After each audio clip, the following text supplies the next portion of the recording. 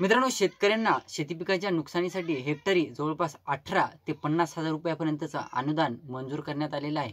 आता नॉर्मली बघायचं झालं मित्रांनो, पावसाळ्याचा टाईम आहे, पावसाळा संपत आलेला आहे. आता रानडुक्कर, हरिण या प्राण्यांचा शेती पिकाला मोठ्या प्रमाणात फटका बसतो, शेती पिकांचं नासधूस होते. आता काही ठिकाणी रानडुकराचा हायदूस झालेला आहे. रानडुकरं शेती पिकाचं जे नुकसान आहे ते मोठ्या प्रमाणात करताना दिसत आहे, सोयाबीन वगैरे.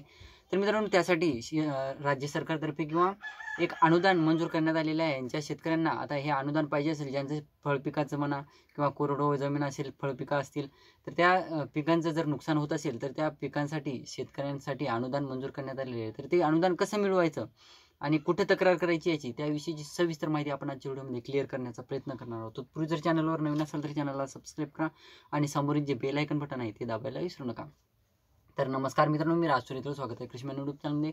मित्रांनो, एकंदरीत बघायचं झालं तर जवळपास कोरडवाहू पिकासाठी 18,000 हेक्टरी हे मिळणार आहेत. म्हणजे जर तुमचं पीक जर कोरडवाहू पीक असेल तर त्याच्यामध्ये तुम्हाला 18,000 हेक्टरी रक्कम मिळणार आहे, अनुदान मिळणार आहे. त्यानंतर मित्रांनो, बागायती पिकांसाठी जवळपास 25,000 रुपये हेक्टरी अनुदान तुम्हाला मिळणार आहे.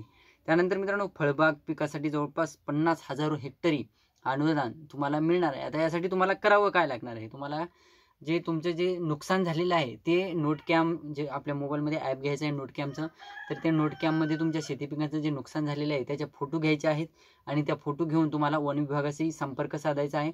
आणि तिथे गेल्याच्यानंतर अधिकारी कर्मचाऱ्यांमार्फत तुमचं जे फोटो बघितले जातील आणि तुमचं नुकसान जर दिसत असेल त्या फोटोमध्ये, तुमच्या जे नोटकॅममधून तुम्ही जे फोटो नेसाल त्या फोटोमध्ये जर तुमचं नुकसान दिसत असेल तर मित्रांनो, त्या अंतर्गत तुमच्या तलाठी, वन विभागाचे जे कर्मचारी आहेत त्यांच्यामार्फत तुमचं जे तिथे जाऊन तुमचं जे जागेवर जे नुकसान झालेलं आहे तिथे जाऊन तुमचे पंचनामे होतील आणि ते पंचनामे झाल्याच्या नंतर लागलीच काही दिवसात तुमच्या खात्यावर DBTच्या माध्यमातून तुमचं अनुदान मंजूर झालेलं ते तुमच्या DBTच्या खात्यावर वितरित होणार आहे. तर मित्रांनो, तुम्ही देखील या वन्य प्राण्यांच्या त्रासाला कंटाळून गेले असाल आणि तुमचं जर नुकसान झालेलं असेल तर जवळपास या गोष्टी तुमची पूर्तता करायची आहे आणि तुम्हाला अनुदानासाठी पात्र व्हायचं आहे. व्हिडिओ आवडला असेल तर लाईक करायचा आहे, चॅनलला सबस्क्राईब करायचं आहे आणि समोरील बेल आयकन बटन दाबायला विसरायचं नाही. धन्यवाद.